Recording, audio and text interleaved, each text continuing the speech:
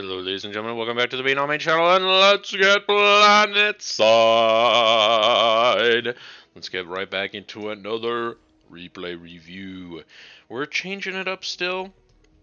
Maybe this is the first one I release. Maybe it's not. I want to do something a little different from just the road to Zero OS. That one could still go on for quite a while, as lots of silly L's still on the road to Zero OS. Left to see. But there's not necessarily a ton to learn from those replays anymore, and my good friend Commander Box Eater and I talked about trying to get a little bit more value out of my replay reviewing.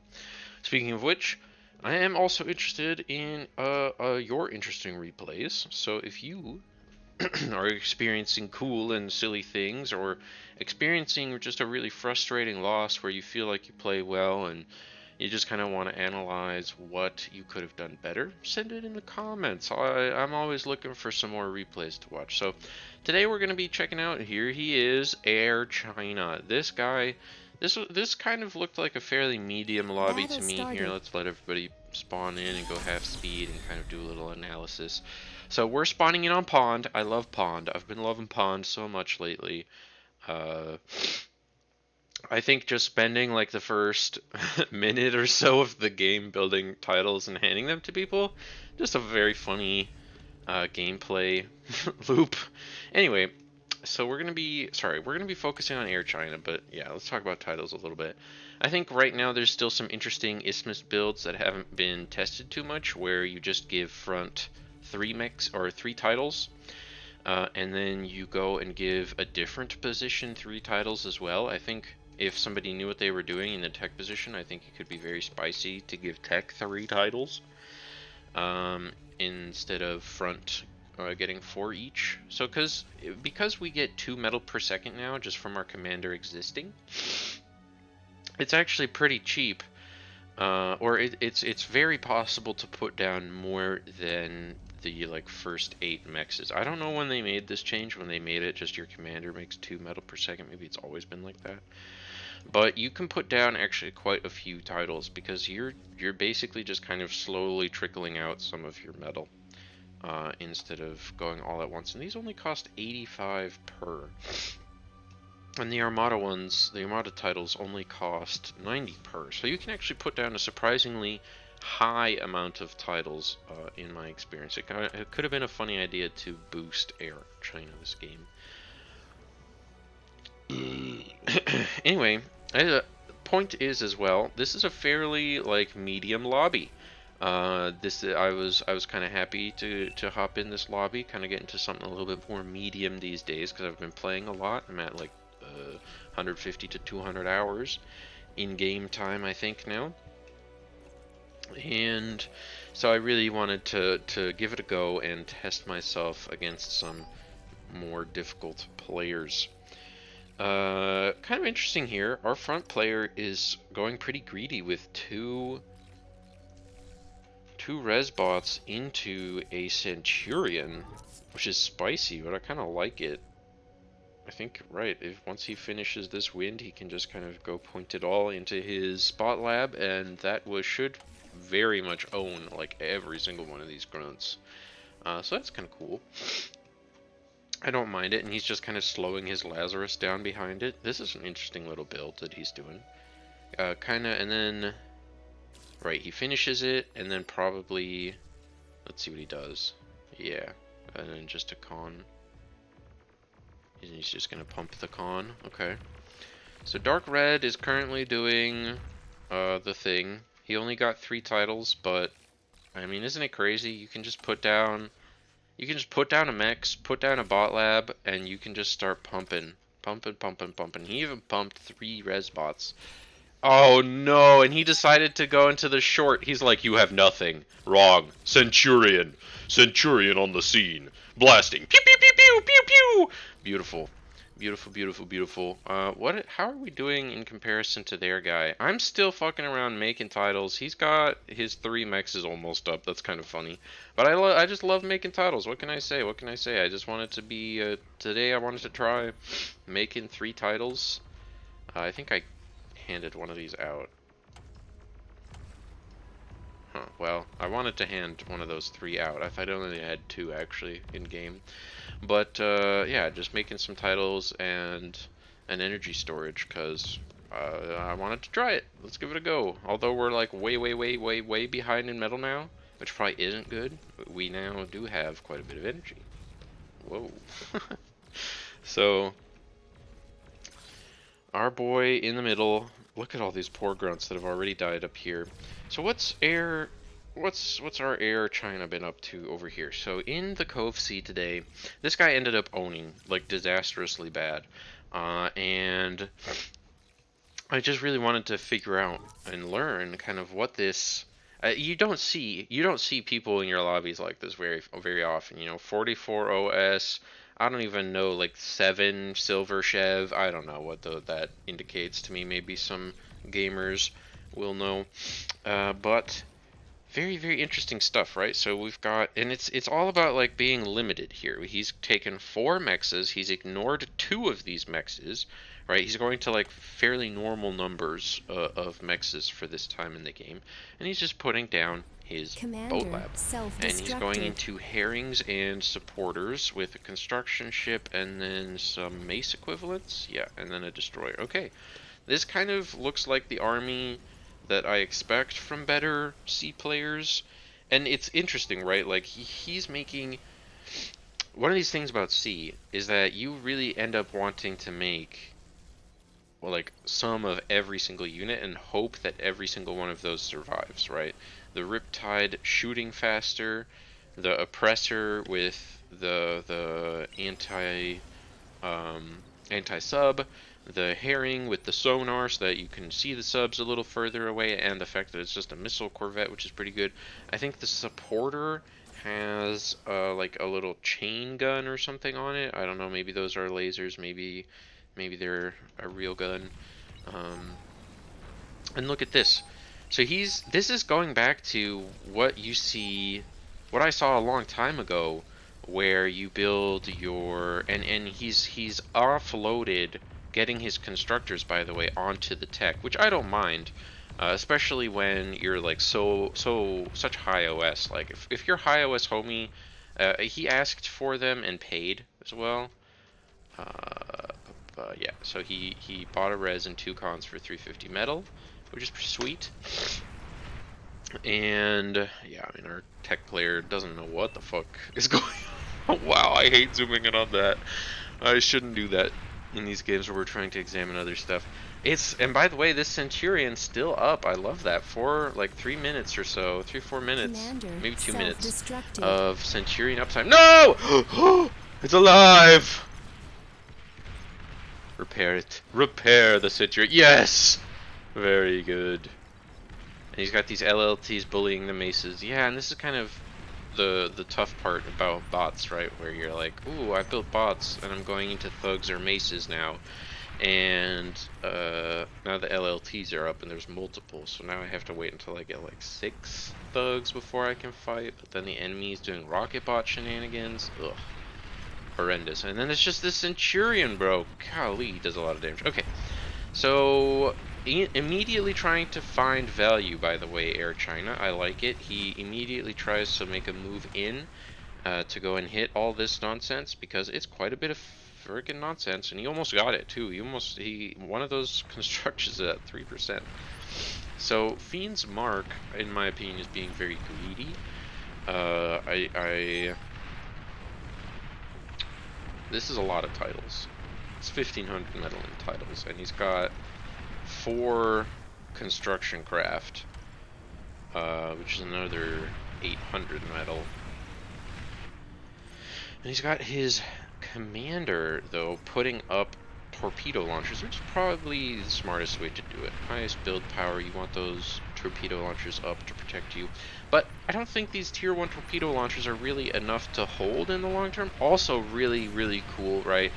Just taking over and immediately having impact from Air China here. Yeah, like he's getting this vision, he's blowing up a couple units, probably blow up a couple more, maybe even the mechs.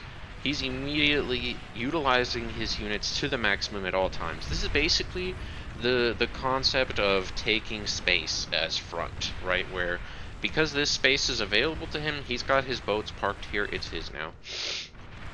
So what does the enemy got? We've got 7, 8 dolphins, I believe they are called. Yeah, 8 dolphins ready to go. They're basically the pawn equivalent in sea. I find that a lot of the sea units are basically equivalent to their land counterpart. The Riptide is basically just a mace. The Oppressor you can think of as just like a centurion almost. You know, the Orca you can think of as a rocketeer. And the Herring, you know, it's fairly similar once you kind of learn what their weapons and capabilities are like. So the one res sub, let's see. Oh, it's to repair. He's got it as a repair sub, not as a res sub. I figured maybe he would use the one res sub in his queue to start eating more energy, but no, he's just doing some some cheese. He's just being a little cheesy about it. He's just being a little cheesy. And somehow he's perfectly set it up so, look at this. I guess he probably hasn't perfectly set it up. He's probably fine stalling a little bit, but yeah, he's just got things slowly constructing with one constructor. See, and like, you really only need this one constructor because these boats are so damn expensive and you're so poor at T1, right? And I think now he just wins this fight hands down easy. Okay, so he has the lighter boats. I don't think these are shooting. I don't think the supporters are shooting. But he's got the herrings just chilling with his oppressor, which makes a lot of sense. I don't know. Oh, okay, so your commander does still have impact. I mean, that's 6% per shot. That's pretty relevant, actually. I didn't know that your commander still had so much impact in the sea.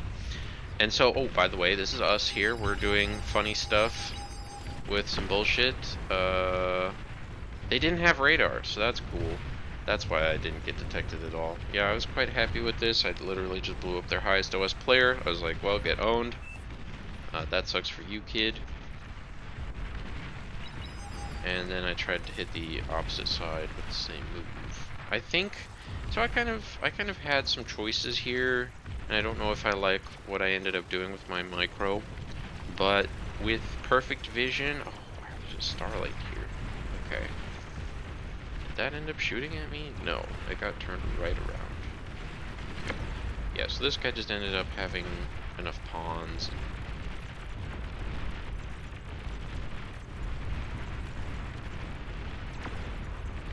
I'm just not microing my dudes very well. I could have just had them walking kind of more in a straight line here. Blew up his build power. Commander has died. What the hell was that? That was an ambassador? Oh, funny. Ambassadors are pretty good, just not against units. Alright, and we had some pretty good impact here too. Mostly opened up by the fact that both of our C's owned, by the way. You love to see it when your two highest OS players are like, hey, I'm going C. And they just own like this. And this is the problem, right, with building all these titles, by the way. This is what you get. You just don't have enough units, and then they show up with 2 destroyers and some of these riptides, and you're like, oh, the dolphins that I made aren't quite enough. Oh, the lesser amount of riptides that I made. Oh, that wasn't quite enough. And that's why C feels so bad and it's so stompy, because you expect as the beach C that you're going to be here first, you're going to have more units. And instead, when somebody like Air China does these very tight builds where he goes 3 winds and a battery to buy 1 res and 2 constructors from tech, you know, that's a very tight and optimized build. And that's really the thing about Supreme, is that the dream is to have that nice optimized build where, oh, by the way, let's focus on his transition here, because that's also interesting. We got, wow, 4 construction power things. I guess it's because now he's at home starting to build up his own tier 2s now, because, I mean, you know, he deserves it. He's won. He deserves it. Their C player QB, I think. Or maybe they already left. Oh yeah, their lowest OS was on the C there. Not a real surprise that he got owned. And that's the thing about Isthmus. It can be so rock, paper, scissors sometimes, Destroyed. but it's still worth learning, right? It's still worth learning. He put down a tier 2 C and he said, nah, fuck that, I'm Goonin. I'm Goonin. Yeah, I like this 5-to-1 regular to or regular hovercraft to anti-air hovercraft 5-to-1. I like it because, as happens a lot in games, in Beyond All Reason games, sometimes you just really need anti-air because it's the only thing. Air is the only thing that can answer what you're doing. So making that crucial extra 1 or 2 or 5-to-1 ratio in this case, because your units are really cheap, with anti-air can be really big. Oh my god, getting a little windy on the BNAMI channel here, folks. Holy, oh my god, dude, fucking savage. Christ. Now he's just trading his commander for their entire geo spot. It's disgusting. Oh wow, that's just disgusting. And it's also again worth noting, right? Like he had one construction ship and one construction. What the hell happened here? Why do I have this now on my screen? Hold on.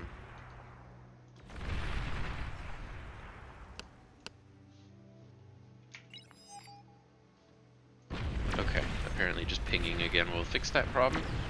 Oh, the beautiful problems of the Beyond All Reason Spectator client. Taking out the last little bit of resources here and just, yeah, look at this. This is just savagery. 10 anti-airs, 50 fucking goons. He's gooning on him, bro. It's gone. It's over.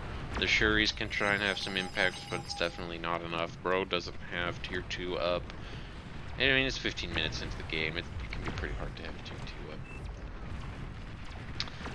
for a lot of people. Especially if you've been trying to help already. And this guy definitely made some shurikens already, and just look at this. He's got a tier 1 lab that he's desperately trying to make out of. Doesn't even have a fusion up yet. But he has 3 pinpointers, that's so funny. Alright. Let's just go over again and appreciate really what happened here. Wait, how did yellow get... I guess there were just secretly boats still that were on the sea that the enemy player hadn't used, and so they were taken. And Shinobi actually used them. Look at that. It's kind of funny how much impact you can have with just 3 dolphins. But worth to think about. You know, it's these taking the high OS players. They take this spot where usually you would see most people, right? They see this spot and they go. They think like me, maybe. They think, oh, I'll go over here, I'll build my torpedo launchers, and we'll have a fight.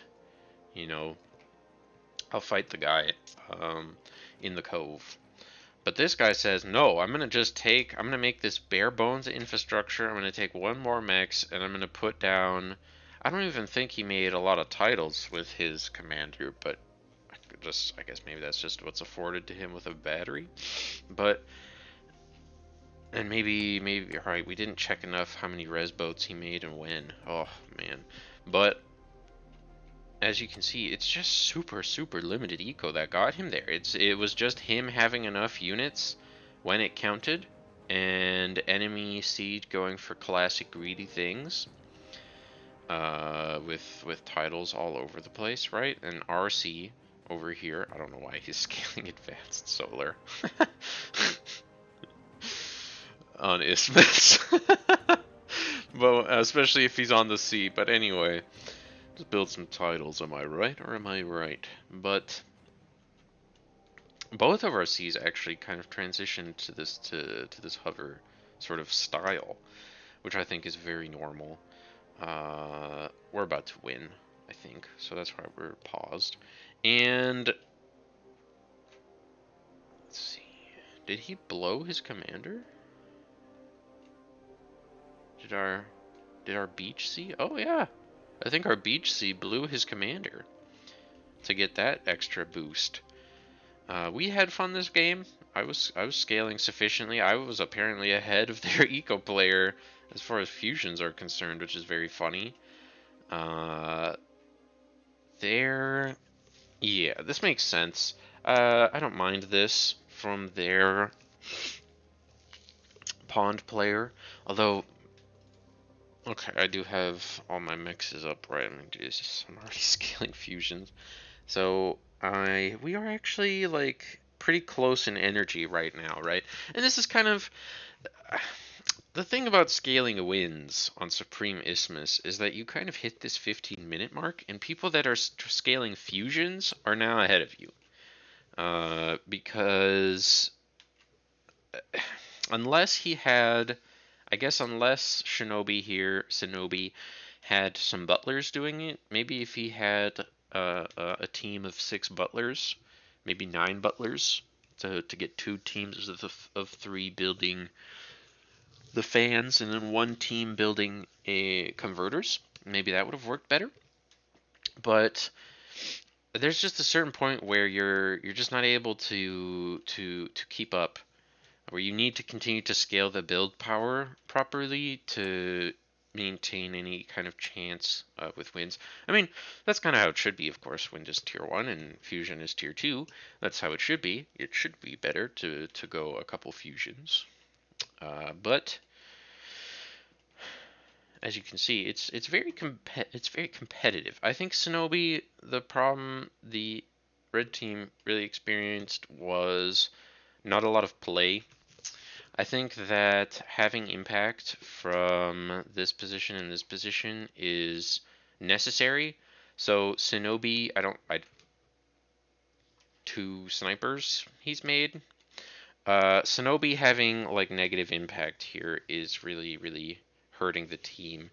If he'd been making units when I was pincering, those are pincers that I used for my dual pronged attack. If he'd been making ticks or pawns or something when I came in, that would have been a lot different for the enemy team. Then I wouldn't have been able to blow up Dark Red quite as efficiently. I mean, it's kind of crazy how well Red held, by the way, seeing as how we blew up one of their highest OS front player. I guess he did get this immediately from Shinobi, which does make a big difference, huh? This is plus 341 energy per second at max win, so it's pretty relevant that Shinobi lost that and Desker gained it. So, but yeah, I feel like Shinobi could have had more impact. I feel like Pingu Prime could have had more impact. I think he must have been the one making. No, this is their tech player who has made. Christ,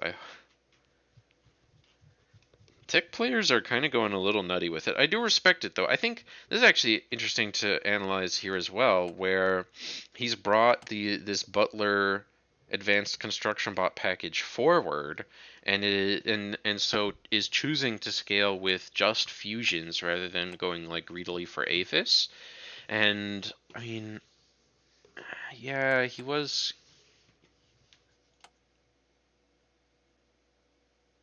doing okay. He was doing okay. I think he could have just stopped producing wind a little bit.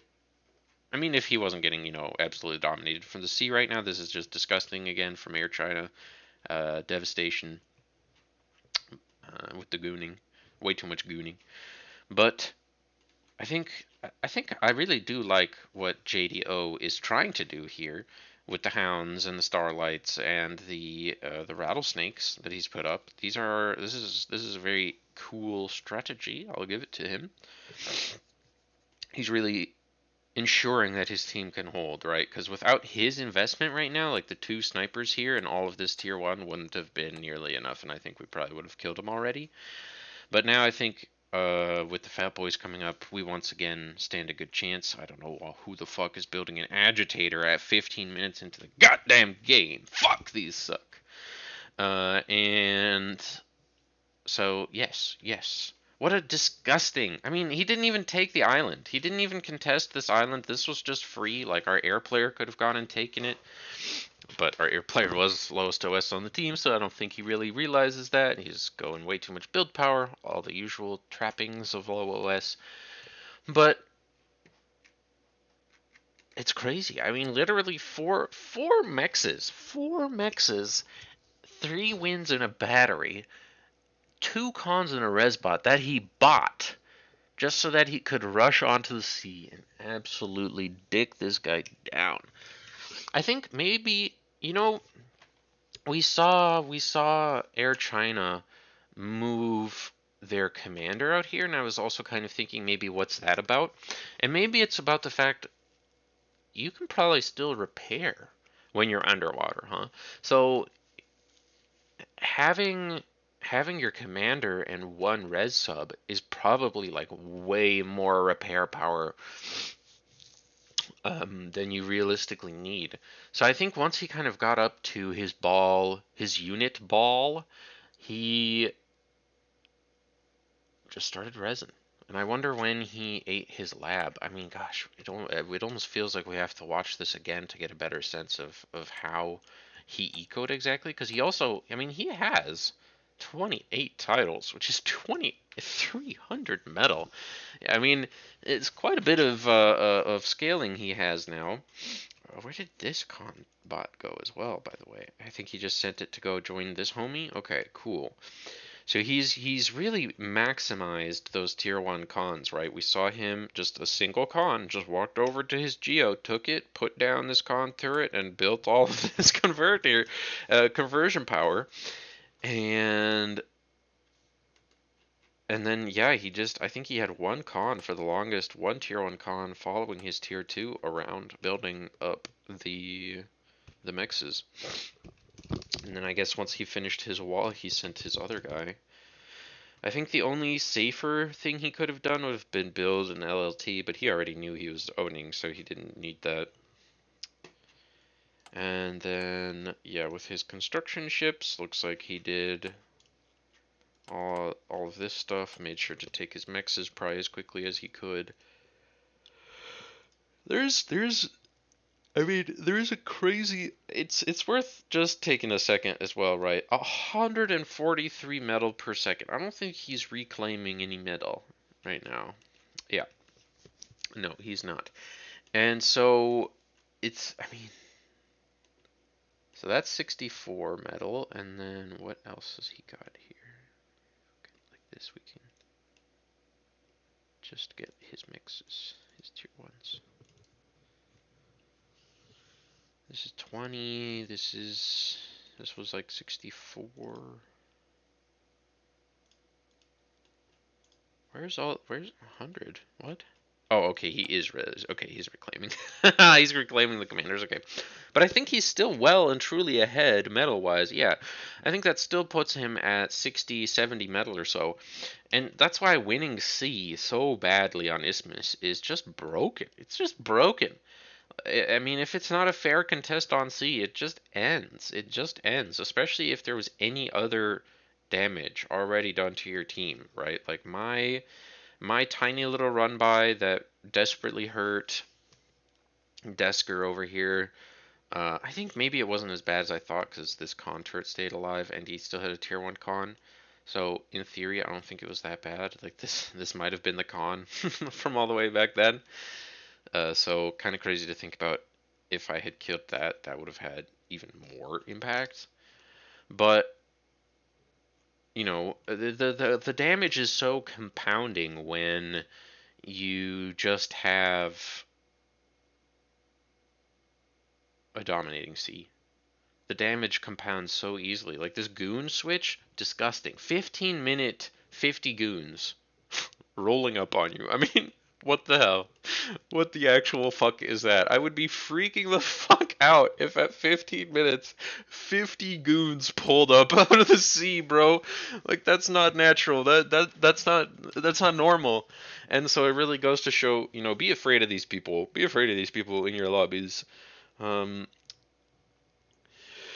maybe if you've been on a similar road to zero OS, you're on the lower end, and maybe you'll get attracted to the Air Chinas of the world. I know back when I was 0 OS coming back up, that was certainly a bonus.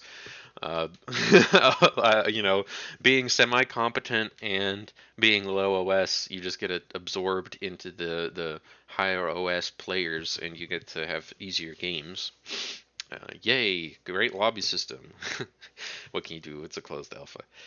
So really cool. I mean, 50 goons at 15 minutes with you know the 10 anti-air, 14 anti-air trucks or so, hovers to back it up. They have 36 kills on them. Disgusting, disgusting. The goons only had 28, man. The goons only had 28. Let's see how many kills the goons get up to here. The goons deserve to be honored. They do. They do. I mean, I'm certain the red team is gonna resign any second because this is laughable.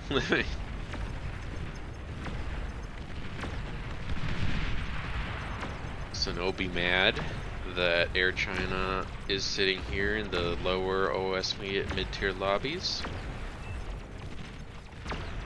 Oh, Orange complaining back at him. Apparently he says, no, you suck. Which is kind of true. Shinobi did go insanely greed. But like, also Air China had a completely free lane / game. I'm surprised. Where did all the goons go? I guess the goons must have died. That's kind of the thing about the hovercraft, right? Once they start actually killing stuff and it starts blowing up, then they die with it. Like, especially if you micro it like this, you kind of have to be careful with your goons. Commander destroyed. Commander self-destructed. There you go. Alongside the win. So I think actually he suicided most of his goons on the eco exploding. But such savagery out of a 16-minute game from Air China here, and this is why it's so worth watching your high OS guys, because the reason they're high OS, they're just cutting everything out. They're cutting all the fat. They didn't need the 4 extra mexes, the 6 extra mexes that he could have gotten in theory, right? He just needed 4 mexes, 3 wins, 1 battery, and he needed to get onto the fucking sea. That's what Air China needed. And I mean, very respectable, incredible impact from the bare bones. And then what really blows my mind is that after the incredible impact from the bare bones, just barely buying a little bit from your tech player, he's exploded. I mean, he's easily highest metal per second on the team right now. I'm only catching up because I'm ecoing like a greedy little shit. I am ecoing like a motherfucker right now. I'm ecoing harder than the Geo spot is going. Which, oh god, he didn't upgrade his to a tier 2. That sucks for him. But yeah, I mean, it's a freaking game over, bro. It's game over. Our tech player doing nice things and actually making units, by the way, which was definitely, this is like the gap that I'm leaving in the game, worth talking about from my position. I'm leaving the gap in the game right now of, I'm being greed. I'm being super greed, so there's no units. So, say for example, some freak push comes out and Inima. See, I think as front you really do want to scale as wind on Isthmus. Like, this is kind of your space as a front guy. Kind of these are your avenues, right? Be careful about using this triangle space, especially. I mean, you can't really save anything from a flagship if you're a front, so maybe don't care too much. But try to build it back so that maybe the destroyers can't get you right away, right? But I feel like scaling wins is almost always better as front, especially when you see your homie behind you on the pond scaling fusions. And so I think another simple lesson we can take away from this game is, final lesson, when you're trying to scale, check around you to see what the appropriate level of scale is. Can I invest? Can I sit down for the next minute, right, to make my first fusion reactor? Or should I pump out an extra 3 construction bots and get 2 teams of 2 going, right? And going with that. Well, I guess the homie still has the ticks though. We're still coming out one at a time. Still making stuff. But it's always that fear of like zooming out and you zooming out when the enemy pushes and you see like, oh god, like, oh, they've been the enemy team is pushing right when we're ecoing. The guy behind me has been ecoing and he's like maybe just barely ready to make some stuff. That always sucks as front when you're like, oh, I started ecoing and the guy behind me was also still really ecoing. Usually though, it that can still end up okay, right? Because then if I hold, then I can immediately start helping you rebuild and continuing to make units. So it's not necessarily the worst thing in the world. It's survivable if you get taken advantage of in that moment. Um, but it'll definitely make the game a lot harder. But again, though, our eco player was filling the gap. He really wasn't ecoing very hard. He was, I think all of these fat boys are probably his technically. Yeah, looks like he's the fat boy enjoyer on the team here with 4 of them coming out. So he was plugging the gap for us, which was very nice of him. Very cool game. Very cool game from Air China. I hope you guys learned a little bit about Cove C. I hope you guys learned a little bit about ecoing. And I hope I'll see you guys next time when we go planet side. Bye bye.